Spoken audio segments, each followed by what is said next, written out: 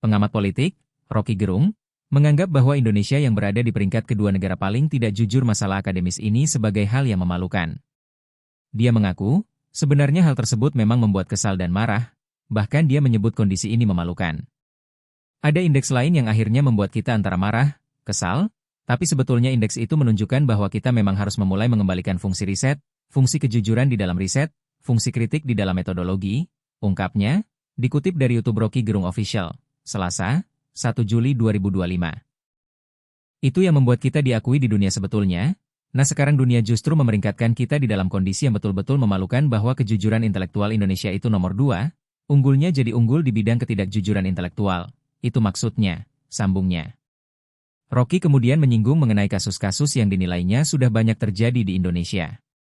Berbohong di dalam riset, memalsukan ijazah, menyogok supaya lulus skripsi, membayar supaya bisa masuk artikel internasional, kan semua itu bisa dibaca sebagai kondisi pariah di dalam lingkungan intelektual kita tuh, katanya.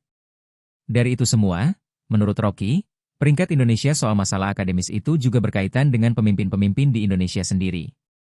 Dia lantas menyinggung disertasi Menteri Energi dan Sumber Daya Mineral, ESDM, Bahlil Lahadalia yang diterbitkan oleh Universitas Indonesia, UI.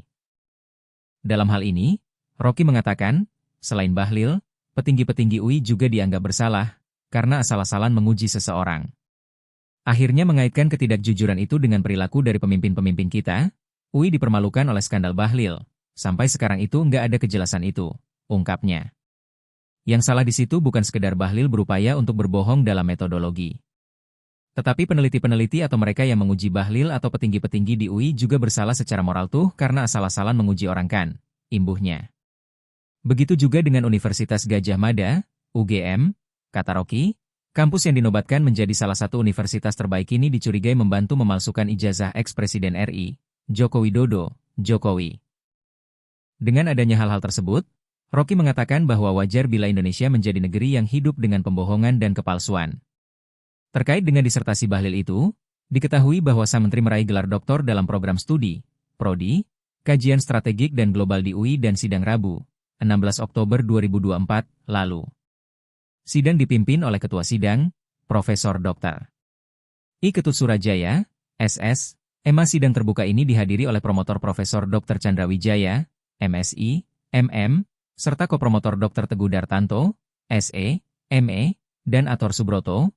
PhD Bahlil diuji oleh Dr. Margareta Hanita, SH, MSI, Profesor Dr. Ahanief Sahagafur, Profesor Didik Junaidi Rajbini, MSc, PhD, Profesor Dr. Arif Satria, SP, MSI, dan Profesor Dr. Kosuke Mizuno.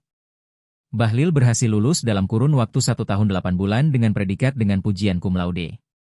Hal tersebut menjadi sorotan dan kemudian menjadi polemik, karena biasanya program studi S3 rata-rata membutuhkan waktu 3-5 tahun untuk menyelesaikannya.